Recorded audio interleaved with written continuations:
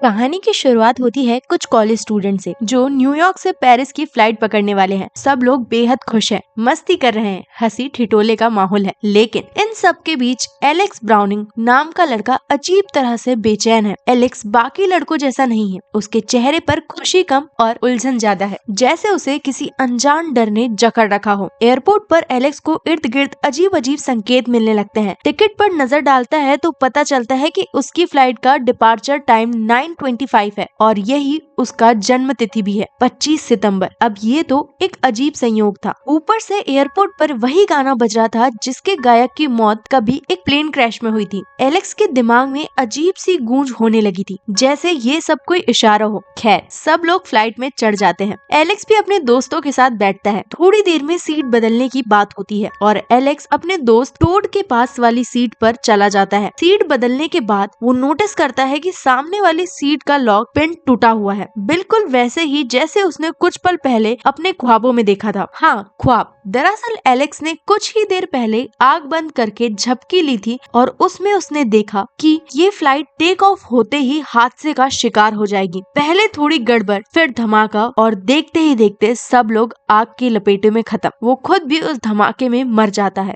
और फिर उसकी आंख खुल जाती है। लेकिन अब असली डर शुरू होता है, क्योंकि सपने में जो कुछ उसने देखा था वही सब अब उसकी आंखों के सामने होने लगता है। सीट बदलना, टूटा हुआ लॉक, वही दो लड़कियां आकर सीट बदलने की जिद करती हैं। सब कुछ हूबहू। एलेक्स का माथा ठनक जाता है। वो घबरा कर जोर जोर से चिल्लाने लगता है, ये प्लेन फटने वाला है, सब लोग नीचे उतर जाओ, अभी हादसा होगा। बाकी यात्री हक्का बक्का रह जाते हैं। कोई उसे पागल समझता है तो कोई डर से कांप उठता है। कार्टर नाम का एक लड़का उससे भिड़ जाता है और दोनों में हाथापाई हो जाती है। नतीजा ये होता है कि एलेक्स को प्लेन से उतार दिया जाता है। उसके साथ कार्टर, उसकी गर्लफ्रेंड टेरी, दोस्त बिले, टोड और एक लड़की क्लियर रिवर्स भी बाहर आ जाते हैं। सब लोग गुस्से और हैरानी में एलेक्स पर चिल्लाते हैं, लेकिन अगले ही पल जो होता है उससे सबकी रूह कांप जाती है। जैसे ही विमान टेक ऑफ करता है, कुछ ही देर में आसमान में एक जबरदस्त धमाका होता है। पूरा जहाज हवा में जलकर बिखर जाता है। एलेक्स के ख्वाब वाला मंजर अब सबकी आंखों के सामने था। अब सबकी नजरें एलेक्स पर टिक जाती है। वो सही साबित हुआ था, लेकिन उसी वजह से अब सबको उससे डर भी लगने लगा था। मौत से बचे लोग एक दूसरे को घूर रहे थे, जैसे ये सब उसकी वजह से हुआ हो। पुलिस और FBI भी उन्हें घेरे में ले लेती है, क्योंकि एलेक्स ने हादसे की भविष्यवाणी पहले ही कर दी थी। एलेक्स पर शक किया जाने लगा कि कहीं इसका हादसे से कोई लेना देना तो नहीं। हालांकि कोई सबूत नहीं मिलता और सबको छोड़ दिया जाता है, लेकिन एलेक्स के मन में डर अब और गहरा है। क्या उसने सच में मौत को धोखा दिया है? और अगर हाँ, तो क्या मौत इतनी आसानी से हार मान जाएगी? तो दोस्तों, अब कहानी उस मोड़ पर पहुंच चुकी थी जहां मौत का खेल असली रंग दिखाने लगा था। एलेक्स को साफ साफ समझ आ चुका था कि ये सब कोई साधारण हादसा नहीं, बल्कि मौत का एक सिलसिला है जो एक एक करके हर बचे हुए को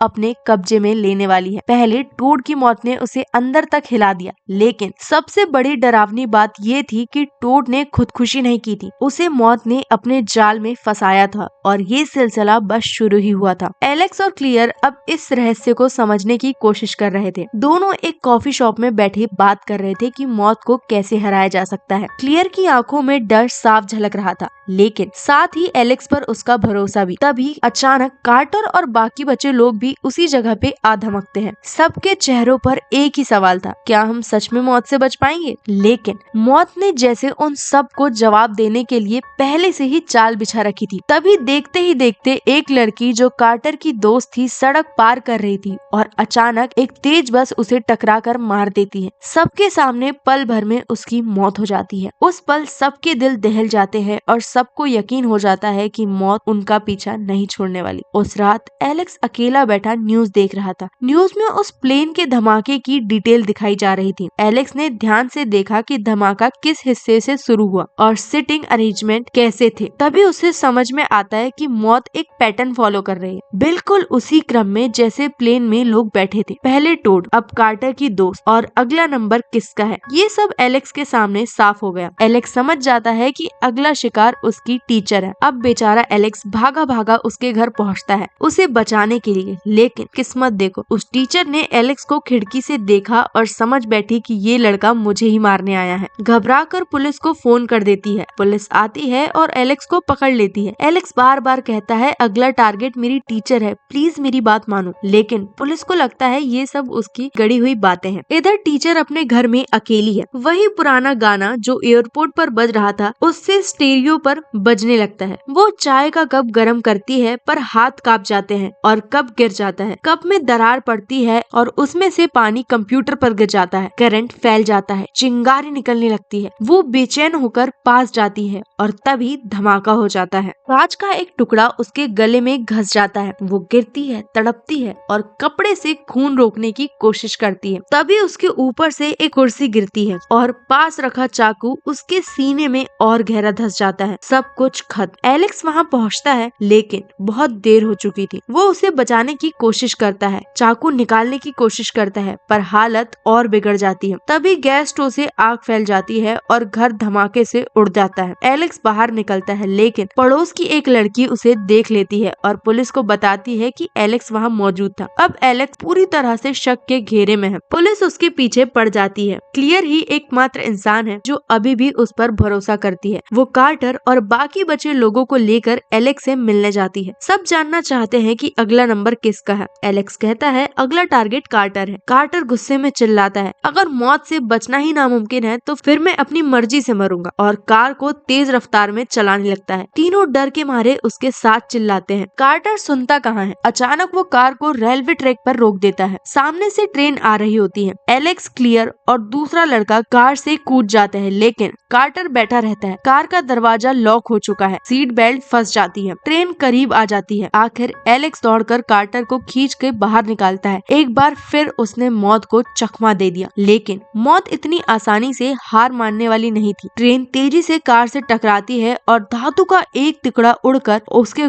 दोस्त के गले में जा धंसता है। वो वहीं ढेर हो जाता है। अब एलेक्स को ये पैटर्न और भी अच्छे से समझ आता है। अगर कोई मौत से बच भी जाए तो मौत अगले टारगेट की ओर बढ़ती है। अब बचे थे बस 3, एलेक्स, क्लियर और कार्टर, और अगला नंबर था एलेक्स का। अब एलेक्स समझ चुका था कि मौत का अगला निशाना वही है। उसे लग रहा था कि अगर उसने कुछ नहीं किया तो अगले ही पल वो टोड और अपनी टीचर की तरह मौत के पंजे में फंस जाएगा। डर से कांपता हुआ वो क्लियर के घर पहुंचता है, वहीं छुप जाता है। उसने क्लियर से कहा अब मेरा नंबर है, मैं जानता हूँ, मुझे बस थोड़ी देर और छुपना होगा। एलेक्स खुद को एक कमरे में बंद कर लेता है, खिड़की के दरार तक बंद कर देता है ताकि कोई भी चीज उस तक पहुँचे ना। लेकिन अंदर बैठा बैठा उसका दिमाग बार बार उसी पैटर्न पर जाता है। वो प्लेन का सिटिंग अरेंजमेंट याद करता है। तभी उसे अचानक एहसास होता है कि गलती हो गई। असली नंबर तो उसका नहीं बल्कि क्लियर का है, क्योंकि प्लेन में वो एलेक्स के सामने वाली सीट पर बैठी थी। ये जानकर उसका कलेजा मुंह को आ जाता है। बाहर पुलिस उसकी तलाश में घूम रही थी। क्लियर का घर शहर से बाहर था और उसी वक्त बिजली का तार टूटकर उसके घर के पास गिर चुका था। चारों तरफ करंट फैल रहा था और मौत क्लियर के लिए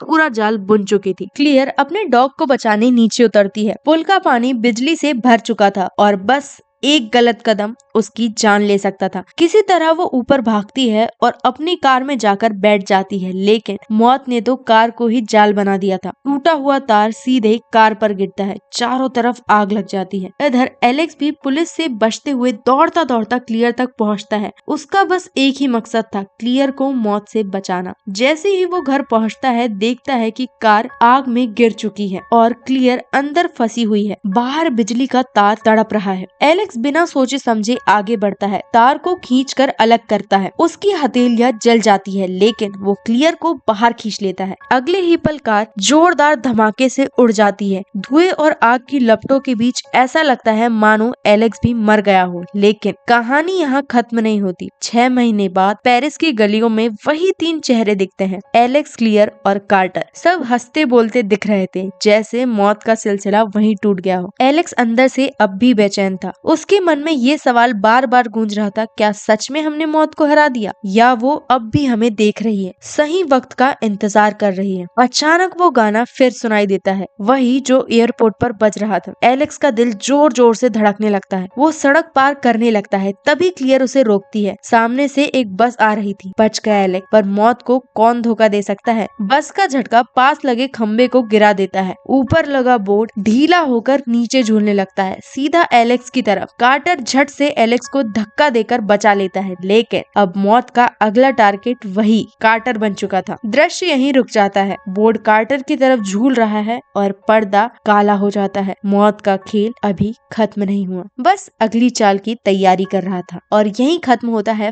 फाइनल डेस्टिनेशन का फर्स्ट पार्ट।